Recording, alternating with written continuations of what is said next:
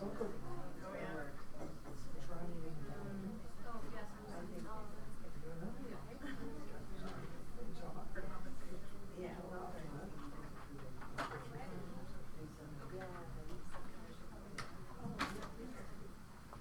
right, good morning and welcome everybody to the Institute for Work and Health Tuesday morning plenaries.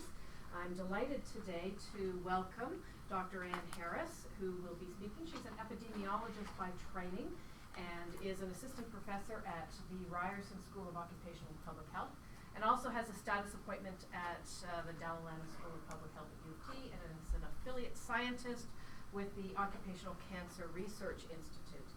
My name is Monique Gignac. I'm a scientist here, and we're going to run the plenary like we typically do, which is that if you have a question of clarification, something isn't clear on the slides, please feel free to ask during the talk. But we'll hold most questions until the end if we can, and have a nice time for discussion at that point in time. So, Dr. Harris, welcome, and Anna's going to talk about have we learned enough for workplace Parkinson's disease prevention. Over to you. Okay, thank you for the introduction, Monique, and thanks for inviting me to join you today. And I was a little self-conscious about coming here to talk to you about Parkinson's disease because my work on this is not super new. However, new primary collection studies on Parkinson's disease are pretty rare, and some of the reasons for that will probably become apparent in the presentation. Also, I kind of have that concern that you always have with a 40-minute talk that I may raise more questions than I answer. So please do feel free to get in touch with me afterwards to discuss anything I've talked about today, or to get reprints of any of the papers I reference. So I wanted to frame today's talk around a paper that we wrote and appeared in a clinical journal, the Journal for Occupational Health Nurses of Ontario, and it appeared in their journal last fall, winter. And we wrote this kind of from a perspective of trying to summarize some of the findings from our case control study to say, are we ready to do Parkinson's disease prevention based on our work, based on previous work? And I thought this might be the most relevant question for the group that assembles as part of your seminar series. So this is the question I'm going to try to address with 3 exposures that we looked at in Parkinson's disease. Let me start by giving you the lowdown, the basics of Parkinson's disease, which may be familiar to you. So this is a chronic neurodegenerative disorder. It's the second most common neurodegenerative disorder in Canada after Alzheimer's disease. Its results, the mechanism is loss of dopamine-producing neurons from the substantia nigra region of the brain. And this loss of dopamine-producing neurons results in the well-known physical symptoms of Parkinson's disease that include resting tremor, problems with balance, really extreme muscle rigidity and slowed movement or bradykinesia. And in later stages, there is some findings of dementia in patients as well. So there's a lot that goes into the mechanism of Parkinson's disease, but I think what's important to understand is that it's chronic, it is neurodegenerative, so it has a gradual onset. In terms of epidemiology, this is a relatively rare chronic condition compared to some chronic conditions that we study, but it has a high kind of prevalence to incidence ratio because survival is very long in Parkinson's disease.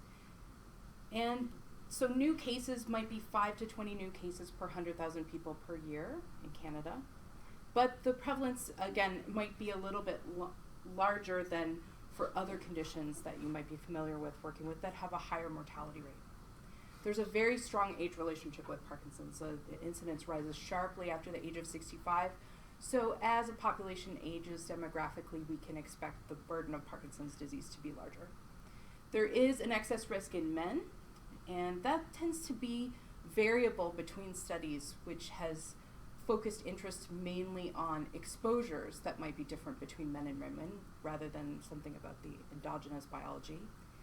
And one of the peculiar findings about Parkinson's that I'm highlighting here is that smoking has an inverse protective relationship with Parkinson's. So smokers have about half the risk of Parkinson's disease as non-smokers. This is the only condition that is true of. And that may not, in fact, be a causal relationship. There may be other factors going on there, but it's a pretty strong and replicated finding. And that finding, among others, really focused a lot of interest on the whole exposome, the idea of what type of environment, broadly construed exposures did people have. And that environment, broadly construed, does include the work environment. So what about occupational risk factors? That's what I'm going to be focusing on today for your group. And there are a number of occupational risk factors that have been studied, and the work environment was of interest from pretty early stage in looking at Parkinson's disease epidemiology. There's some key reasons for that I'll go over when I talk about the different exposures I'm going to talk about today. So today I'll talk about 3 exposures. The first is a really well-studied, long-suspected workplace-associated exposure that may be associated with Parkinson's disease and has been studied for that risk relationship for a long time. The second is new to our study, the first study to look at that relationship. So there's different challenges, whether you're looking at a long-suspected or a new hypothesis. And then another pretty well-suspected exposure, but looking at it through a workplace lens may bring a new angle to it. So that's my goal today, is to do those 3.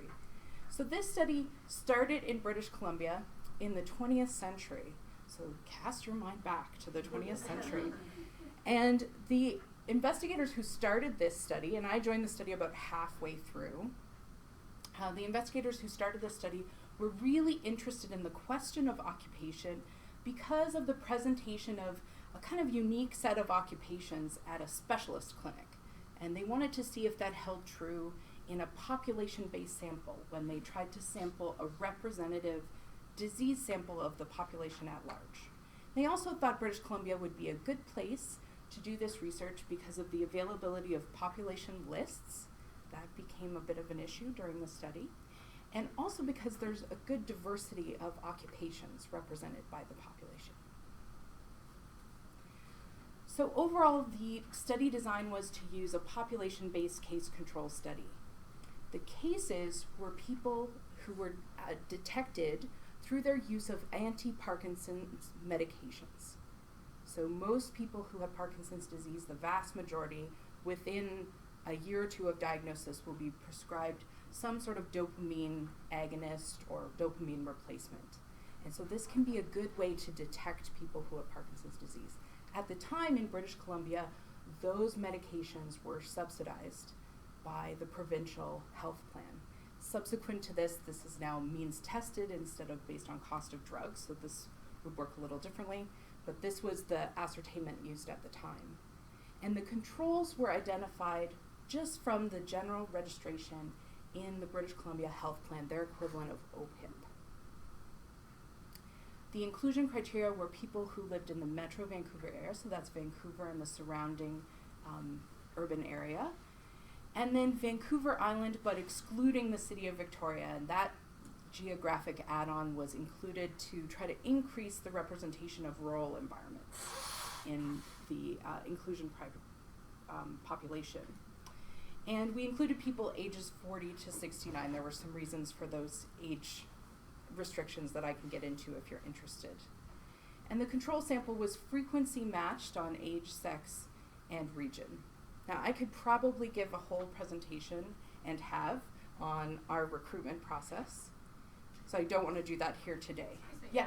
Sorry, I just wanted to clarify. You Yeah. would have said with the pharmacare before, it was all people over 65, I guess. The way it worked, it was cost thresholded. So if the cost of your drugs were above a certain amount, and these drugs would be, then they were covered. So that's how we were sure we had population coverage. It wasn't based on age. It was based on the cost of the drugs. So that at one time was a threshold for having subsidy, and now it's means tested. So it's different. And I think it's Ontario where we still have the age line. So we started with a population list extraction of about 3,700 people. And this gets whittled away. As it turned out, a lot of these people were not eligible to participate in the study. So the extraction method was a bit tricky to work on. We were also subjected to a 2-stage consent process that was brought in during the course of the study as restrictions around privacy grew from data custodians. We end up with 400 roughly cases and roughly 400 controls. When I did the calculation of participation rates in the papers, which you can see, I tried to correct for the fact that so many of our potential participants were actually not eligible to participate. So a lot of our non-participation is people who were not eligible. And so when we factor that in, we can estimate a participation rate in cases of about 50% and about 30% in controls, which is about comparable for what people were seeing in population samples at the time. But we could get more into this if you want to. The data collection approach was to do in-person interviews of each of these participants. And this was a pretty detailed interview, so an interviewer would go to their homes, or so in some cases people wanted to come in or meet at a neutral location. This is a pretty comprehensive interview because it includes an entire job history in addition to prompting questions on a number of exposures of interest. So a lot of detailed questions within each job about exposures. So these were long interviews. We took their medical history, their family history of the disease, collected information on personal habits such as smoking that could be potential confounders. We also included some open-ended queries at the end of the interview about people's sort of unprompted thoughts on causation of 3 neurological diseases. So we asked about more than just Parkinson's to sort of mask that our only interest in the study was in Parkinson's. And we used this open-ended question for one of our analyses, as I'll show you. Overall, when I show statistical analyses, most of the analyses I'm showing, I think almost all of them, are going to be logistic regression results. So they are modeling the odds ratio. That's our measure of association. So that's looking at the odds of the disease in the exposed compared to the unexposed. And those exposures I'll set up for you as we go along. And all of the analyses I'll show today were adjusted for age, sex, and smoking, because those are sort of the repeating confounders. And then some analyses we obviously did specific adjustments, as I'll show you. All the exposures we censored at diagnosis, other than a couple of examples that I'll show you. Our study in general, we did a lot of looking at lags in exposure, where we said, okay, we're only interested in exposures maybe 10 years before diagnosis or 20 years. So that was something we did as well, because this is a gradual onset condition. There are a lot of concerns about reverse confounding. And then some special methods used for each exposure that I hope I will be able to explain as we go. So let's start with one of the best known potential risk factors that are occupational risk factors for Parkinson's disease. Probably the best studied occupational risk factor is pesticide exposure. In prepping for today, I did a quick literature review just to see what had happened since I last looked at the literature, and I noticed there are now meta-analyses of pesticide exposure. I have to read those later to see how they avoid double counting, but this is a long suspected relationship and probably the best studied. Now, unfortunately, it doesn't mean that that information is totally clear. We don't necessarily have the answer as to whether or not pesticides are a cause of Parkinson's. There was really good reason to suspect this. The suspicion comes down to 2 things. One is essentially acute toxicity of certain compounds that have analogous structure to certain pesticide agents. So some of these compounds that have been tested for acute toxicity induce a kind of Parkinsonian type response. That sounds pretty convincing, right? That's good kind of in vitro or in vivo evidence, but not necessarily borne out by epidemiological analyses. The other reason why pesticides were suspected is because agricultural work, and in some cases living rurally, has been associated with Parkinson's disease in previous studies. So that raised a lot of questions, like maybe this was the agent of interest. So a lot of studies have focused on this question, but there are real problems with the fact that this is such a widely suspected relationship because participants may be aware of that suspicion.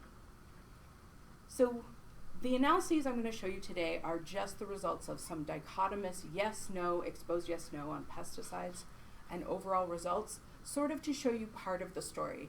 The article itself has agents of interest kind of split out, so you can read that for detailed information if you're interested in specific agents. We got these dichotomous exposure variables from a complete job history and also from prompted reports of specific pesticide exposures, so people selecting from a list the pesticides they used or were exposed to.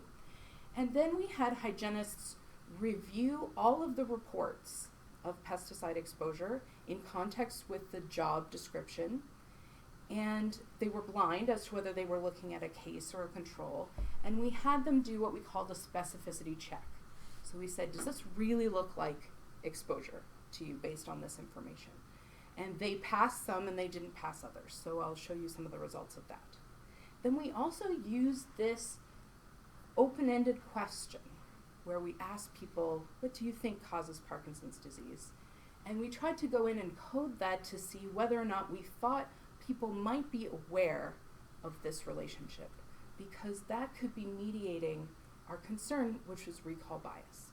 So in recall bias, people may be scrutinizing their history of exposure if they have a disease to ask the question, why me? Why is this happening? And that heavy scrutiny can lead them to be more sensitive to reporting a history of exposure as compared to controls. And that could lead to inflated effect estimates. So this is what we were trying to address, to say, well, if for that to be the case, we would think they would then be aware of this potential relationship or would be suspicious themselves of this relationship. So we went through and looked for things in these open-ended responses like pesticides, or maybe something like herbicide, insecticide, or sometimes just they said chemicals, so chemical exposures. So these are some of the results. Overall, if we look at just self-reported pesticide exposure, yes, no, just a dichotomous construction, we do find a relationship. So here I'm plotting the odds ratio. An odds ratio of 1 shows no association. Odds ratios above 1 show an association. And if the 95% confidence interval is represented by these whiskers don't cross 1, we have a statistically significant result.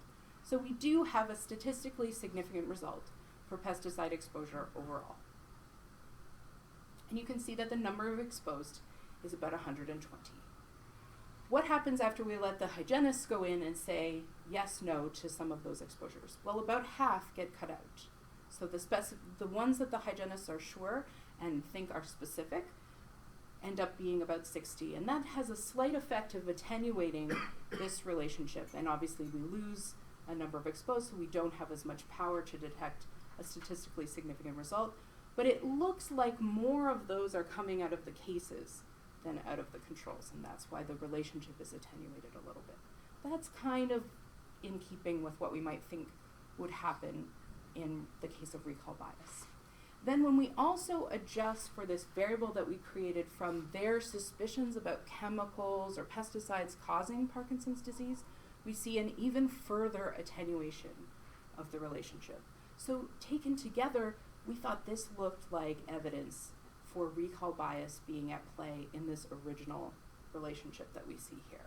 That part of that, or maybe a lot of it, could be explained by recall bias. So that's a kind of concern that we might have anytime self-report is used in any type of exposure assessment related to pesticides and Parkinson's disease. I wanted to contrast these results to what happens when we look at just work in agriculture. So here's ever worked in agriculture, also a pretty simple variable construction, just yes or no. And here we see the exposed number is a little bit less than those who are pesticide exposed. Obviously those overlap. And we see here that the odds ratio is 2.36 and is statistically significant. When we also try to adjust this for chemical cause attribution, it doesn't seem to make much of a difference. So it doesn't look like recall bias is figuring in to this, which kind of maybe makes intuitive sense because you probably remember what jobs you worked at. You're probably not going to inaccurately report that. At the same time, we also tried to just directly adjust for pesticide exposure, self-reported pesticide exposure. Our idea here is, well, if pesticide exposure is what explains this relationship, adding it into our model should chew away at this relationship. It should eat into it because it's part of what's explaining why this relationship exists. And that didn't happen. So these results taken together made us think maybe some other association associated with agriculture, maybe some other exposure would be worth investigating. So most of these written notes kind of summarize what I just said in words, pointing at the charts. We don't really find strong support for pesticides as a cause of Parkinson's disease from our study. And looking at the literature, it's a little up and down, but the overall literature suggests some association, but it's really tricky to pull apart. We also see some evidence of recall bias, which may have relevance to some other studies. And there may be some other exposure we should look at in terms of agricultural work. The next exposure I'm going to talk to you about is whole body vibration. So this was our new exposure that our study was looking at that hadn't been previously examined. And our interest in this came from the idea that we know that physical shocks, physical displacement associated, for example, with injury, seems to be associated with Parkinson's disease in previous literature. So perhaps the cumulative effect of smaller physical displacements or shocks associated with whole body vibration could induce some of the same mechanisms over time. This was kind of the idea. Many people here probably know more about whole body vibration than me, but whole body vibration occurs as bodies rest on vibrating surfaces, so vehicles and heavy equipment primarily in our study. It's ubiquitous, we all have some exposure, but if you look population-wide at who has high and who has low, occupations are explaining a lot of that difference. And what have we studied in the past about whole body vibration? I say we, I mean all epidemiology, I don't mean myself, but previously studied health effects of whole body vibration include chronic back pain, some vascular impairment. That's mainly where the research has focused. Neurological conditions very rarely examined. And for neurodegenerative disease, Alzheimer's disease was the only study that I was able to find looking at this relationship, and it was not statistically significant. Very small study. So how did we look at the exposure to whole body vibration? We constructed metrics of exposure somewhat similarly to what we did with pesticide exposure. We had a complete job history for every participant, and within each job, we actually prompted them with a big long list of equipment and vehicles that they could have used in that job, and collected detailed information about the use of each of those pieces of equipment. Then I went into the literature where people had measured the intensity of vibration for each of these types of pieces of equipment. And I used that to tell me how intense was the vibration from each of these pieces of equipment. So intensity and vibration we can think of in terms of acceleration that is experienced during the repeated vibration movement. So today I'm just going to talk about 3 simple metrics that we constructed: ever, never, any vibration exposure at work; duration, which is a continuous measure, and we looked at it in quartiles; and intensity of exposure. Because we were the first ones looking at this, we weren't quite sure which of these things we thought might have a relationship, and the results were a little challenging to interpret. Here is just an example of all the equipment types that we observed in the study and the intensity value that they were assigned based on what I was able to find in the literature, and then the number of that we had exposed. This is in one of our papers. If you want to see these data, you can. Here's the results for overall ever, never, yes, no. It's inverse. This has already been adjusted for age and sex and smoking, so it's not that going on.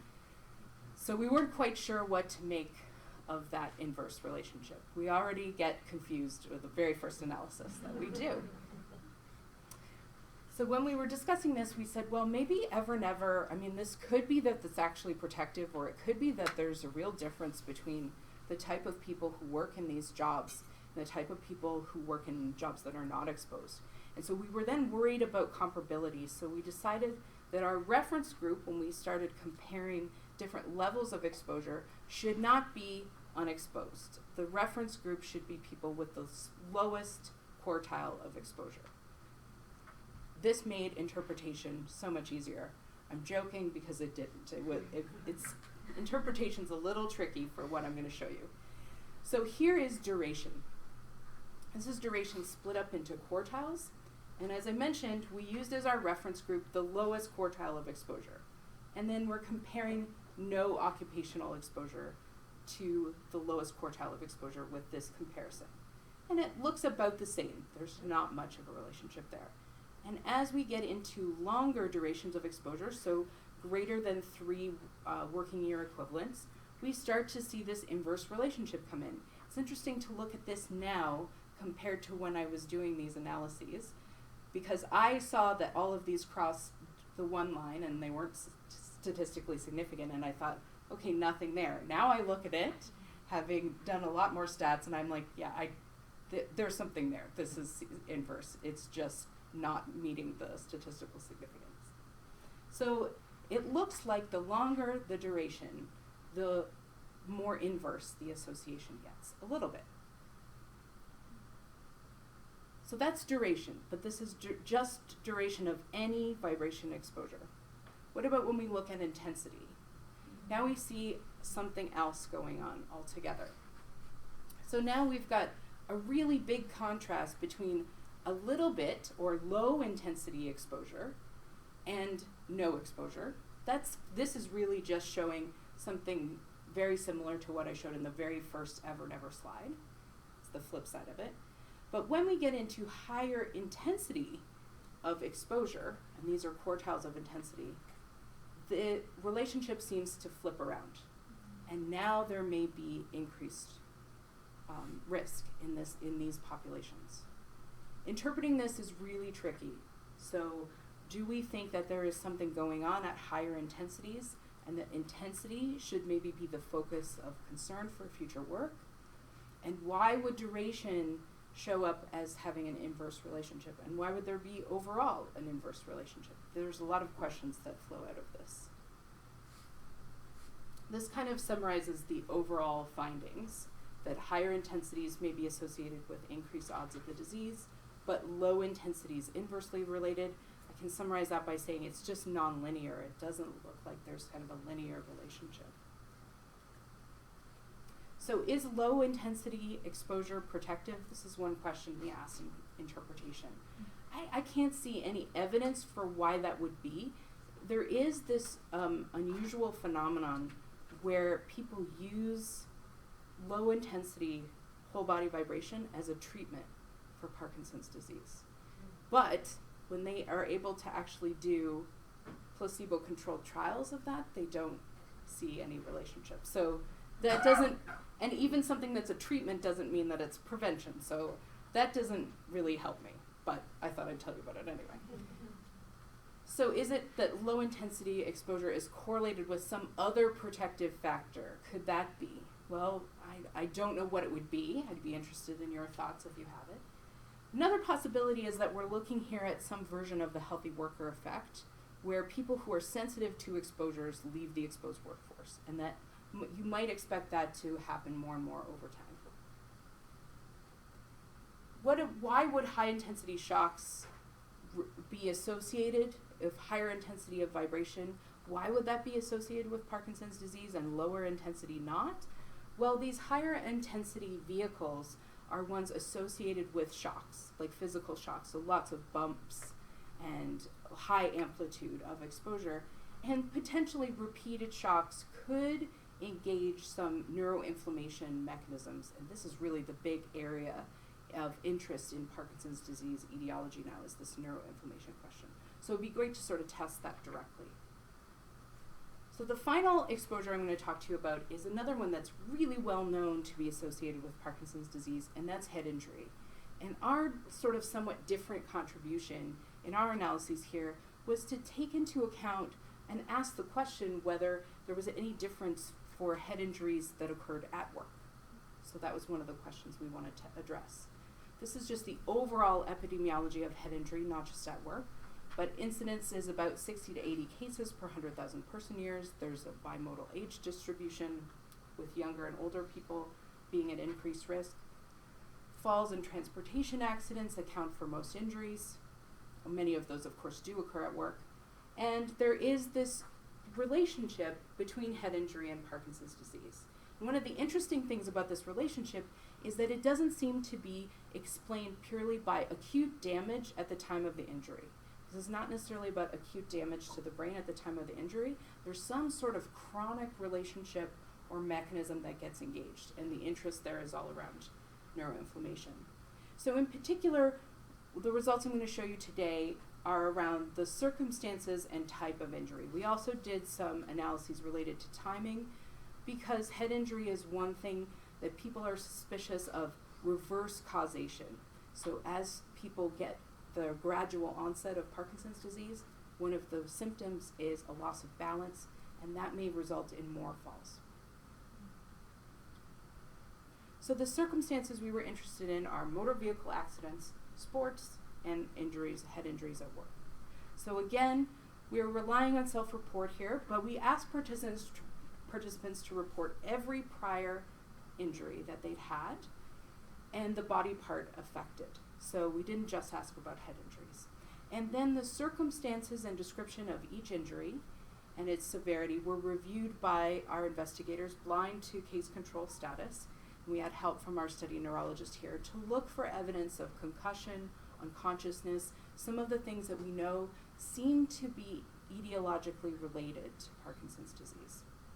And then we looked at the effects separately for those injuries that occurred at work, in motor vehicle accidents, or during sports.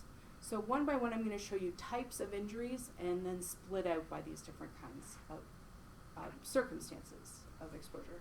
So here are all of the injuries that required stitches to the head or face. So that is your kind of indicator of the severity of the injury. When we look at those injuries, they don't seem to be strongly related to Parkinson's disease, and it's not statistically significant. Interestingly, those injuries that occurred at work seem to have a slightly stronger effect estimate, but very large confidence intervals because there's just a teeny tiny number of these. So we have really small numbers of these injuries that occurred at work. When we look at head injuries resulting in concussion, and these are maybe a more severe type of injury or at least more etiologically relevant to Parkinson's disease, we do now see a relationship to Parkinson's disease with an odds ratio of 2, and it's statistically significant. Again, something that was interesting is that those injuries that occurred at work, although it's not statistically significant, the effect estimate is a little bit larger, a little bit more strongly related. And we see the same thing for injuries that entailed loss of consciousness and head injuries that result in being unconscious. That in the literature seems to be the most etiologically relevant to Parkinson's disease. We do find that association overall, and again, slightly stronger relationship for those injuries incurred at work. Although not statistically significant, we're dealing with tiny numbers. So this kind of raises the question, like, could there be something different about head injuries that occur at work? So the strongest associations in our study, and this is similar to the literature, are for injuries that entailed concussion or unconsciousness. And the effects might be stronger for injuries that occurred at work. I'm not necessarily saying that definitively, because that's not what our data show, but there's some hint or suggestion of that it could be worth exploring. And there are a couple of reasons that we thought that could be. One is that perhaps injuries that occur at work are better recalled.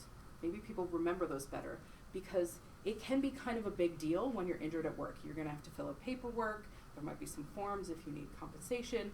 So maybe that just forms in your memory a little more clearly.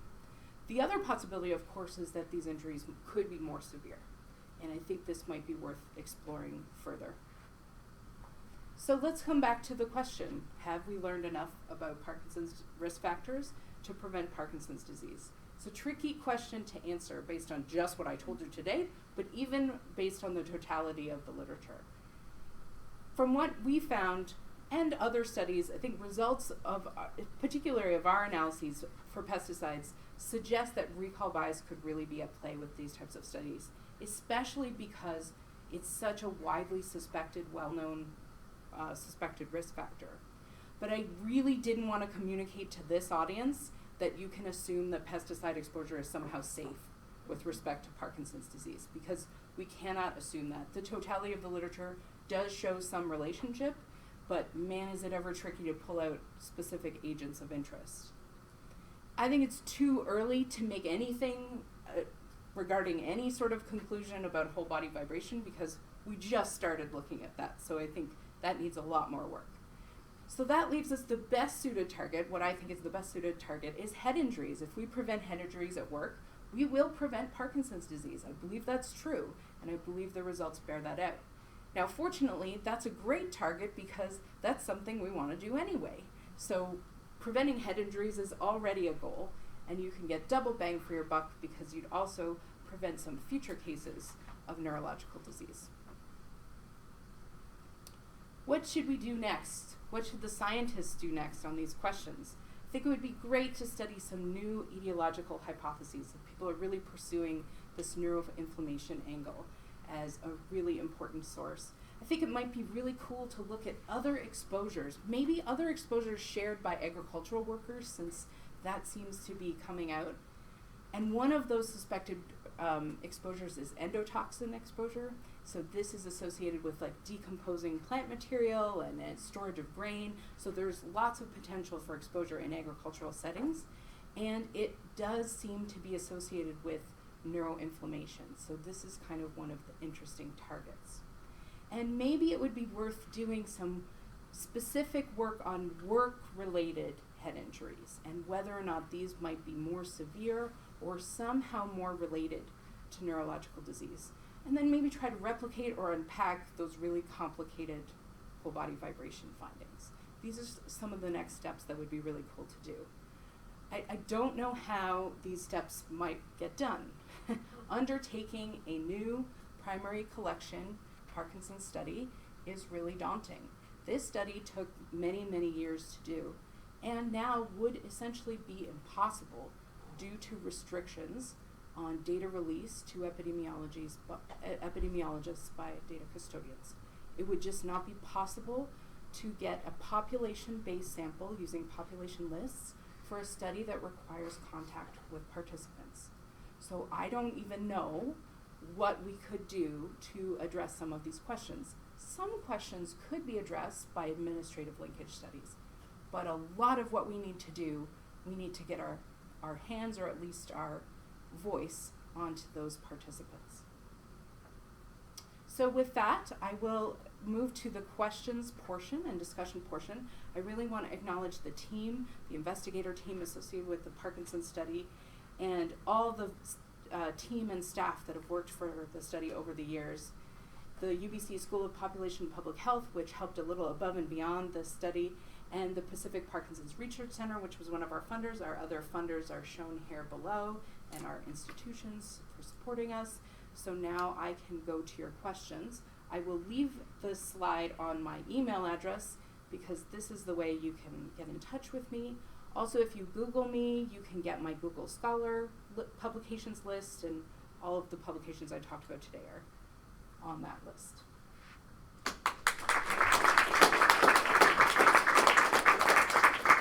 Thank you very much, Anne. That was really clear and very interesting. Let me open it up to the audience for questions.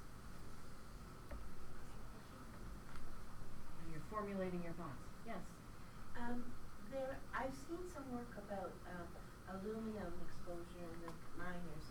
Is there any way that the pesticides have aluminum in them as a cold element, or is there anything being done about that? So we actually assessed metals, was one of our exposures we assessed. We did not find associations with metals in our study. In fact, metals overall, most of the metals, the suspected metals, showed up as inverse relationships again, which contributed to our suspicion that we're dealing with some kind of, the worker populations are different somehow. So metals are something like pesticides in the sense that they are suspected. Some studies show a relationship and some studies don't, and our study didn't. I just to follow up, did you look at the gold miners specifically who were intentionally exposed to aluminum? No, and I don't know if that happened in BC. Now, obviously, some of the yes. So this is like McIntyre powder or whatever.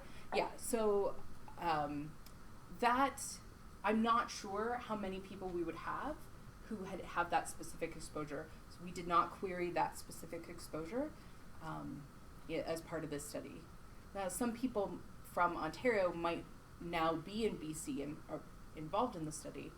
I'm not sure if we could get at that. We did get company information for each job. So that was queried. So we could try to look for certain companies. But we did assess the exposures participants would know about. It was just such a huge amount of aluminum exposure. Yes. And there are studies that I've looked at kind of following up on those McIntyre powder exposed workers. And Parkinson's, I think, is one of the things they suspect, but I don't know if they found an association. Peter, I think you had a question. I don't know if someone over against the wall had a question as well. Oh, yes. Yeah, maybe we'll go. Thank you very much for sharing the information. I was just curious, for the pesticide applicators in that study, did you look at, of those pesticide applicators that actually operated heavy equipment? So like an overlap? Yeah. So we tried to address that by looking at these things separately. So looking at exposure separately. Or are you thinking they would have some kind of synergistic... I'm trying to think, in the data that you show, there isn't really a linkage that, pesticides per se, is a causal or contribution. But people who apply pesticides are on heavy equipment where they're experiencing whole body vibration. Right, so we thought we could get at that by directly assessing vibration exposure. So that helps us address whether that is a factor. So that's why we directly assessed it. So then you're being compared apples to apples. So you're comparing people who are exposed to not exposed for vibration.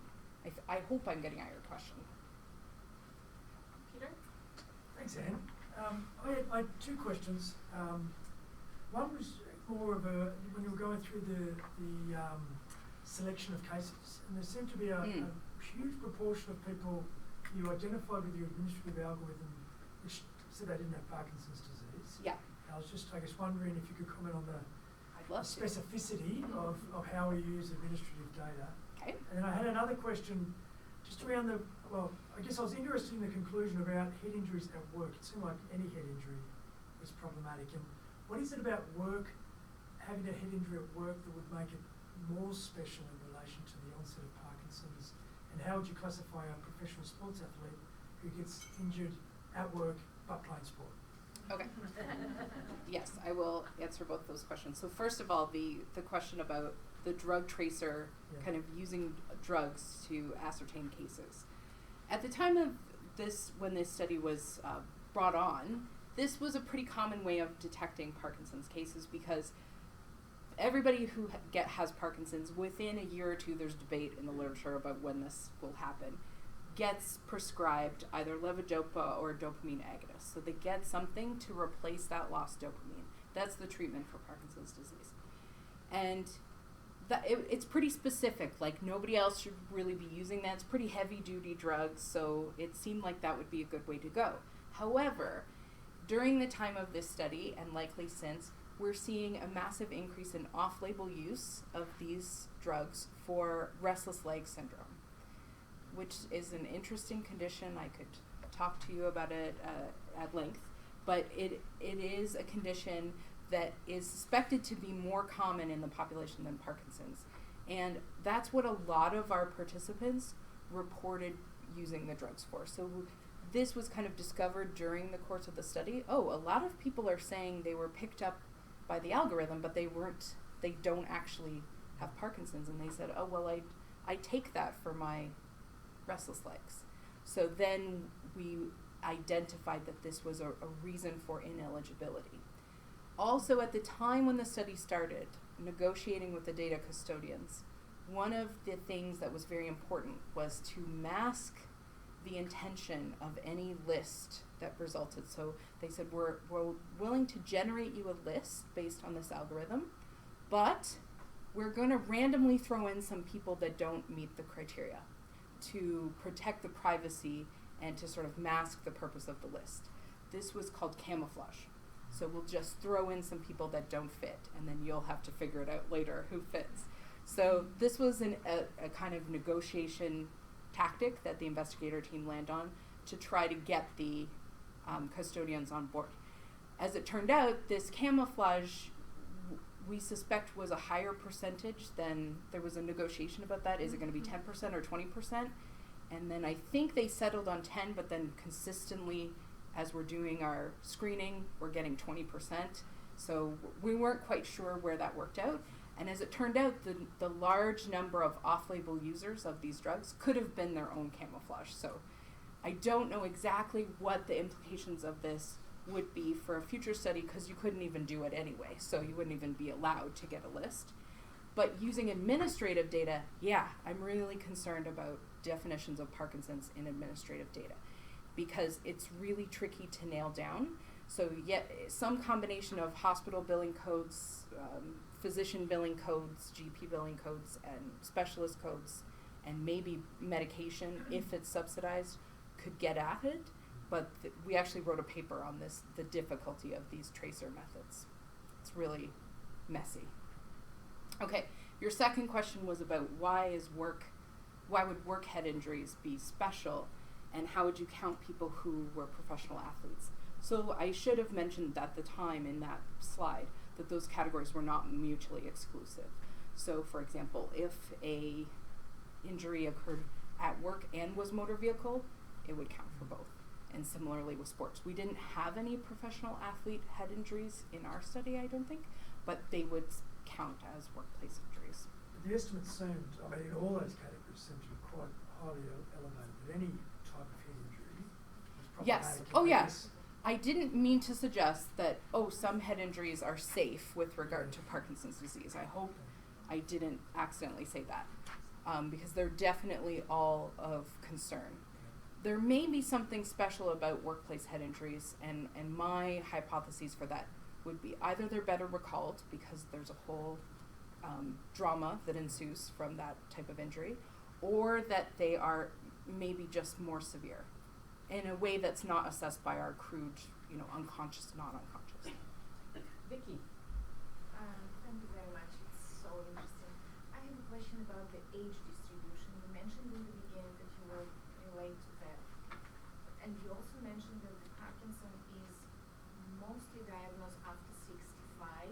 Yes. So your cohort basically included only a very short period of that. Yes, so that choice was made methodologically because we were asking them to recall their working life. So we wanted to just get a little closer to their working life. And then we also put a lower age limit as well because we were concerned about a different etiology at play for young onset Parkinson's disease. So I'd have to look back at our data to see what is the actual age at diagnosis among our patients. I would have to look back at the papers to see that, but it's definitely in the mean is in the 50s. Did you have a question? Yeah. The only people that I know or have known personally who contacted Parkinson's were lawyers over 65. Is there any relationship, do you think? So we did actually do analyses. We did a paper on just job titles. And we did find that social sciences, law, various kind of related occupations popped out as higher. And that has been shown in some other studies as well. Now, there's complications for how a study is designed when it looks at just occupations alone as your way of characterizing exposure. And the big thing that we found in our study is that it's very easy for this to be affected by referral bias. So if you've gathered your sample of cases from a clinical sample, and this is one of the reasons why I don't know how to do this kind of work going forward, if you've got a population-based sample, then you can kind of hopefully trust that you've got a good representation of all the occupations. If you go to a specialist clinic, as many do to locate cases for case control studies, you do not have a representative sample of the population, and that is related to occupation. And the data show that pretty clearly. So not everybody who gets this condition goes to see a specialist. Not everybody who gets a referral gets that appointment. And those are things that are related to occupation. So occupation alone, occupational title analyses, really tricky to interpret because you don't know the agent, but also really tricky because of these potential issues around referral. I guess it's non-smoking lawyers have a problem. If they don't smoke, then that's probably, I mean, I'm very interested in the whole question of what's going on in the brain with dopamine in general. And dopamine plays a lot of roles in the brain. It doesn't just help you move your body. It does a lot of different things. It's involved in learning. It's involved in impulse control. It's involved in delays of gratification and impulse control. So there are studies that show the more education you have, the higher risk of Parkinson's you have. But maybe that's related to different constitutional differences related to dopamine in the brain in ways and mechanisms that we don't yet understand. There's a lot of fruitful areas to look at. Right. I was interested in the comment you made about exposure assessment. Do you think that these long interviews are the best way to get exposure information? So it sounds like you've compared it with more crude ways that we often see. And I'm actually asking from the point of view of looking at a systematic review that Monique and I were part of a team that looked at work exposures and arthritis development, and the mess that they report of how exposures are, they're classified differently. And so do you think that your method is a way to transcend that mess? Transcend just implies so much more. I think we have to attack it from a lot of angles. My concern, we have a tendency in occupational epidemiology to really defer to expert judgment on exposure. And I'm a skeptic about that. Not that I can't be convinced, but I usually want to see some kind of validation, because I think that that's problematic to only rely on, say, maybe job title or even a brief job description and then have an expert assess whether or not exposure occurred. And I think there's also a tendency at the same time to sort of poo-poo self-report and say that it's not accurate. But I think there depends on the exposure. Some exposures, I think it's fair to use self-report because workers know about those exposures. The problem comes in for exposures that workers have no idea that they're being exposed to, and in a variety of other issues around recall bias.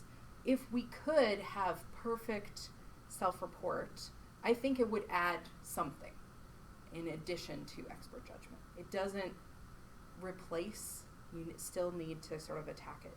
And obviously in a perfect world, we'd be able to measure these things all the time about everybody, every day, and then watch them forever. And, that's my dream. But you really took the transcend part. Yeah. You really did go there. Thanks. So I was interested in that question you posed to people about what they thought the causes were. And so was that just to get at the attribution bias, or were you actually interested in sort of like maybe learning from them about what they thought some of the causes were? I think there was a couple of key reasons. One was to get at this question of attribution, and whether or not that might be a way to detect at least the potential for recall bias. I think another reason, and I'm not a big expert on questionnaire theory, so if anyone here is, you can tell me, is that we're putting people through a really long interview process, and we're asking about the things that we want to know about. And everybody has their own pet theories, and it might be good to offer them an outlet to feel like, okay, I was heard, I got a chance to say what I think after I sat through answering all the questions about what you think. We haven't looked through this to see to derive any new hypotheses, but I will say that most of the things that people said they suspected were things that have long been studied. Yeah. Because this is interesting when you're talking about it. Like, one thing that popped into my head is that saying, just because you're paranoid doesn't mean people aren't out to get you, right? Yeah. Like, so it's just, I just sort of wondered. 'Cause It's when you really put that hard. Up, I was like, well, you can't just discount what they said because their exposures. No, and we didn't you're right. Yeah. And this is not something we should do every time we do analyses to say, aha, if you suspect this is related, Yeah. then we can't count your That's right, exposure. yeah. You're absolutely right. Because it's true that if you get a disease and you become educated on the risk factors, that doesn't mean that you were never exposed to those things. So, yeah, you're right that those things should be taken with a grain of salt. It's not the final answer. Thank you. Can I add to that? Sure. I have a follow-up. It's the Yeah, same you're one. go. Did you ask that question at the beginning of the question or the end? It's at the end. It's the very last question. In addition, there was a sort of anything else you want to tell us that came after that. Could also be that people are protecting themselves against exposures even if they don't know the effects of them. So if you have a full body vibration, you may, you see truck drivers bringing those pads and things to try to.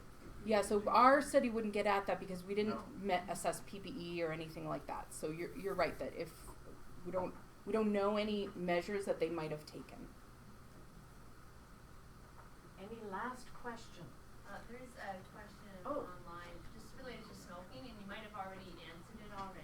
It's if you have any additional theories on why smoking would have an adverse or productive. Okay, so I think there's two lines of theory on this.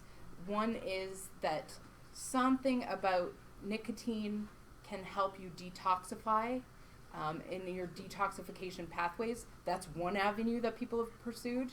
I don't know what I think about that one. Then there's another avenue that I have sort of gravitated more towards, which is that it has to do, again, with the role that dopamine plays in addiction, in either susceptibility to addiction or the chronic effects of addiction. So that is one possibility. So getting at that tricky, again, and other addiction relationships don't read out as clearly as having a relationship. Is there, because this is a later age disease, that this smoking killed off a lot of people Yes, already? that's something that's been examined as well because, a survival effect. Right. Yeah, so people have looked at that as well. It does seem to have some role to play, but the effect seems to persist even when that's been taken into account. All right.